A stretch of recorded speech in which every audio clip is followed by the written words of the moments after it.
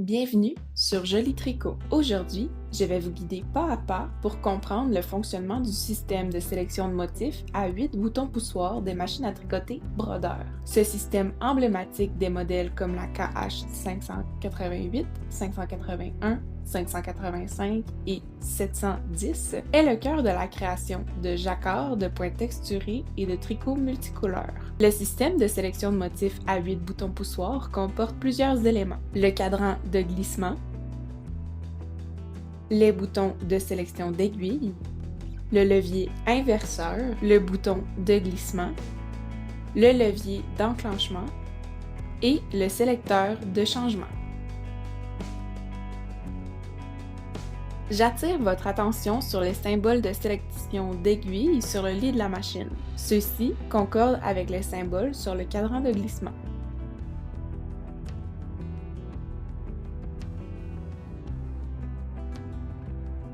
Partie 1. Sélection des aiguilles. Commençons par la sélection des aiguilles. Poussez le nombre désiré d'aiguilles à partir de la position A, position de repos, et relevez-les jusqu'à la position B, position de travail. Configuration du système de sélection de motifs. Assurez-vous que le cadre de glissement est positionné sur le 1. Appuyez sur le bouton de sélection d'aiguille numéro 1. Levier inverseur sur A. Sélecteur de changement sur N. Tournez le levier d'enclenchement vers la gauche aussi loin que possible.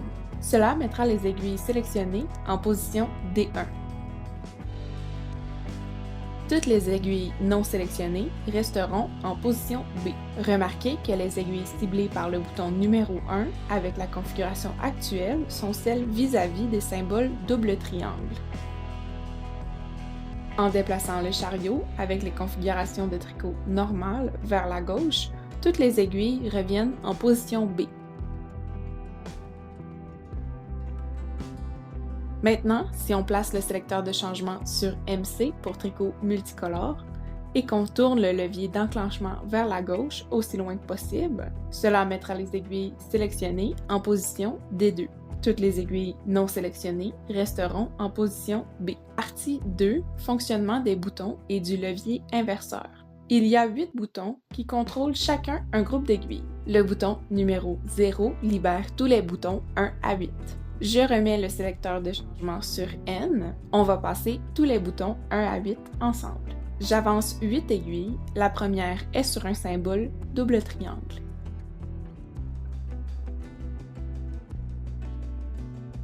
Le cadran de glissement est positionné sur le 1. J'enfonce le bouton numéro 1. Je tourne le levier d'enclenchement vers la gauche. Et la première aiguille s'avance en D1. Je remets l'aiguille en position B. J'enfonce le bouton 0 pour libérer le bouton numéro 1. J'enfonce le bouton numéro 2. Je tourne le levier d'enclenchement vers la gauche et la deuxième aiguille s'avance en D1. Je passe le chariot vide. L'aiguille retourne en position B. J'enfonce le bouton 0 pour libérer le bouton numéro 2. J'enfonce le bouton numéro 3. Je tourne le levier d'enclenchement vers la gauche et la troisième aiguille s'avance en D1. Je passe le chariot vide, l'aiguille retourne en position B, ainsi de suite jusqu'au bouton numéro 8.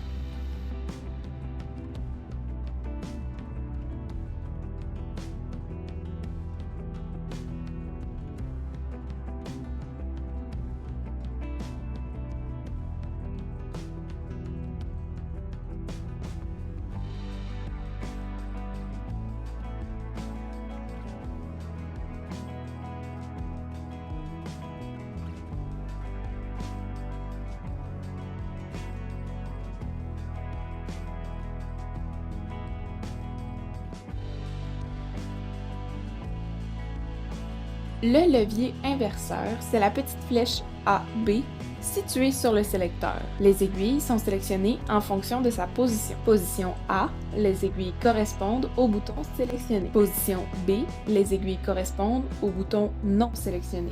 Avec le levier inverseur en position A, je sélectionne les boutons 1 et 2.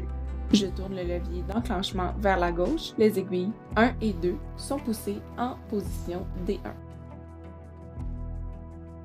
avec le levier inverseur en position B, encore les boutons 1 et 2 sélectionnés, je tourne le levier d'enclenchement vers la gauche, les aiguilles 3 à 8, qui sont poussées en position D1. C'est pourquoi on dit que le levier inverseur est très utile pour le tricot multicolore.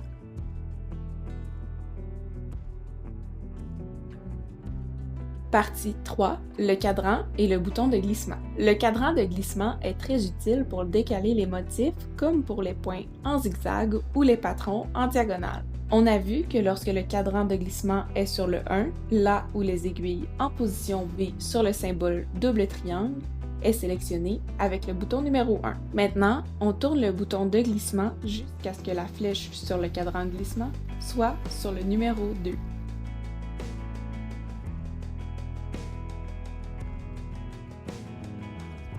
Lorsqu'on tourne le levier d'enclenchement, l'aiguille à droite du symbole double triangle est sélectionnée.